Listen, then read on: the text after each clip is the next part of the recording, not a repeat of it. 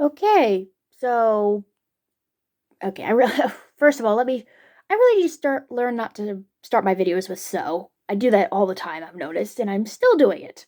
Anyway, we have more Phantom news that apparently came out last week. This time largely about the Andrew Lloyd Webber show, not about the movie musical remake he mentioned last year. Instead, there's going to be a young adult kind of gothic tinged fantasy sort of, or romantasy, as I've also seen applied, retelling of his musical that'll be released as a book in September of this year. Yay. I love Phantom content, still coming out in September. Go me. And yes, I actually found out about it on Twitter, which, you can't always believe what's on Twitter, so I looked it up for myself, and yep, it's gonna be called Our Strange Duet, which is written by Erin A. and it's here on the Box 5 Club. I have this article here, I'm gonna just read it to you guys. The next chapter of the world's most haunting love story, coming September 2026. A reimagining of Andrew Lloyd Webber's Phantom of the Opera, spotlighting Christine Daae as she rises to fame while torn between love, ambition, and the haunting secrets of the opera house from #1 New York Times bestselling author Erin A. She was never just the voice he shaped. Yeah, great start. Get to that. A rising soprano with a gift she is only just learning to embrace, Christine Daae has moved through the glittering world of the opera populaire, longing to find her purpose.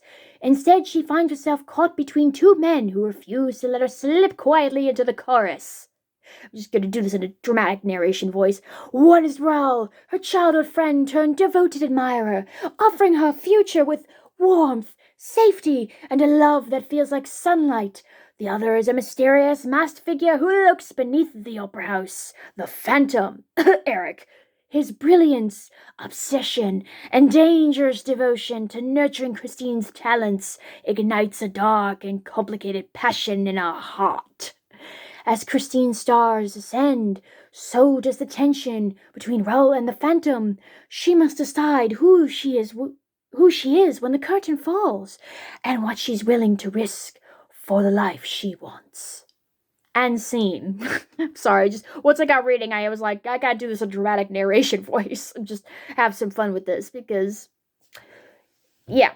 So, what it looks like is this is going to be a Christine centric book and telling her side of the story, which, yeah, does the musical not already do that?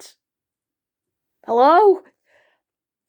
I mean, especially if you consider the fact that Andrew Lloyd Webber's adaptation is one of the few that actually does make Christine central to the plot. So, especially like if we look at like earlier movies, like from way back when, Christine was more or less just there in a lot of them. I would say it probably wasn't until the 80s, like with Weber's version and then onward, where Christine started to have a more predominant role in the story, and her wants were actually more centric. And I guess with Gaston Leroux's book, it could be argued whether she is or isn't presented as a central character. I mean, I think she is, but so yeah. Apparently, this I've seen it said that this is going to be like one of those. It's kind of like a feminist retelling. Oh, I forgot to mention something else before we get to that, but Christine Daae's treatment in film and adaptation is a lot like, say, Mina Murray from Dracula, where she is definitely a central character to that novel, but because, Dracula is the title character and is arguably the most interesting character, people say, oh, well, it's called Dracula, so it has to be about Dracula, and then a lot of the time, Mina Murray is kind of just there. Phantom has more or less done the exact same thing in a lot of ways. It's called the Phantom of the Opera, so the Phantom of the Opera is the title character. He's the most important part. Christine Daae is kind of just there. She's the woman. But this one aims to do a feminist retelling in a lot of ways, which, is a little about that because, you know, there's the paradox where a lot of people especially like Greek mythology retellings, try to do it's a feminist retelling, and a lot of times they just completely miss the point of the character and what they're supposed to represent or go through. So I'm hoping that doesn't happen to Christine. I mean, if we look at the Andrew Lloyd Webber show, for example, like Christine is the first character to be mentioned before the Phantom.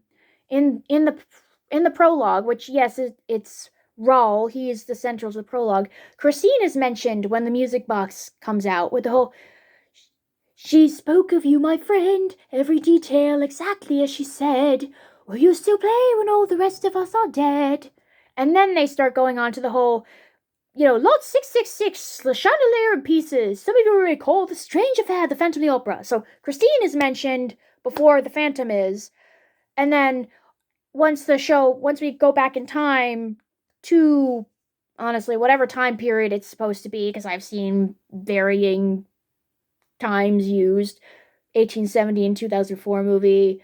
I think some people said it's supposed to be 1882, 1895, according to Love Never Dies, but Christine is the first character we are introduced to. And then Erik, he does some shenanigans here and there, but he doesn't physically show up until almost a half an hour in. I mean, unless you're watching the 2004 movie, and in that one, we get his silhouette, and then during Think of Me, when Christine says, "There will never be a day when I won't think of you," we get a lovely shot of his scalp. Oh my god, literally, we go down to the sewer, we see they go to the cracks, we go underground. I get what they were going for. They just say, "Look, guys, the Phantom scalp." There's the money shot right there. I get what they were going for with that, but it is pretty funny when you have to remember that that's his freaking scalp. It's like, okay. You could have just had his, silhouette. You could have shot him from behind with just his, darkened silhouette or something. You didn't have to show us his literal scalp. But yeah, that's the point of that. Where was I going? Oh, and yeah. Oh, also, we need to keep in mind that most of the show, I'm pretty sure Christine Daae's name is said more times in the show than "He's there, the Phantom of the Opera," or mentions of the Phantom at all. I haven't done an official count, but if I do one, I'm gonna go on a limb here and say Christine Daae's name, first name and full name, are mentioned more than Erik's is, because it's her actions that are affecting everybody else in the plot. So, if anybody wants me to actually do that, I will. And besides, we see what happens when Andrew Lloyd Webber puts more focus on the Phantom and his plight. It's why Love Never Dies exists, in which, oh no, I've been projecting onto the Phantom too much, and now it's going to come at the cost of his character development and all the other characters in the show. And that's how we ended up with a one-night stand song about the Phantom and Christine singing about one time they lost their virginity to each other. And as bonus, it sounds like Sally's song from The Nightmare Before Christmas. The latter of which I didn't find out until I was 26. Woohoo! So yeah.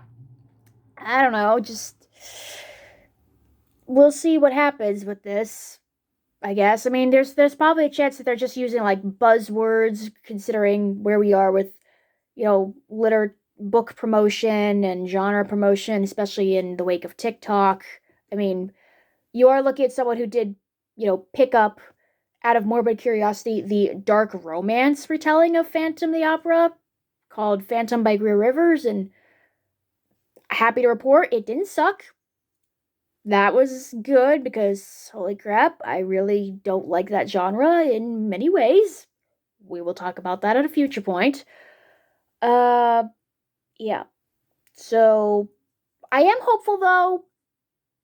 I am hopeful because I found out the author is Erin A. Craig, and the weird thing is, legitimately, I'm not joking about this. I actually just ordered one of her books last week, just before I found this news out. It's called House of Salt and Sorrows, and it's basically, in short form, it's a Gothic tinged fantasy retelling of the 12 Dancing Princesses that I saw categorized under books you'll love if you love Phantom of the Opera. And I was like, 12 Dancing Princesses meets Phantom of the Opera? Sign me up. So, to find out that she's the one who's writing this book, and that she's apparently a big fan of the musical, gives me some hope. So, it'd be good if I read Salt and Sorrows first. It'll, give me an idea of what to expect for our Strange Duet. So, that's a positive. What's not so positive is that because this was reported on Twitter, where, media literacy is so-so, we shall say, people, of course, started springing up in the comments again, being all like, the Phantom of the Opera's not a romance. When will people understand that? Why did Angela Weber take a romantic angle from reading the LaRue novel? Which we already had a whole drama fit about that back in December, when there was some fan castings being suggested or going around or something, and it's just like, oh my god, do not speak on what you do not know. And I do not want that to be going around again, with both the release of this book and also the French movie coming out in September when that trailer drops, because more people will be like, the Phantom of the Opera's not romantic. It's about a stalker and a girl with a freaking electric complex and blah blah blah blah blah blah blah blah blah blah. It's just like, yeah, we know it's messed up. We know it has, but nobody said that this is supposed to be healthy. This is Gothic literature, which is going to tackle dark subjects more often than not in a respectful, exploratory manner, while also not shying away from the fact that this stuff is not healthy or something you should aspire towards. Unlike some genres. Dark romance.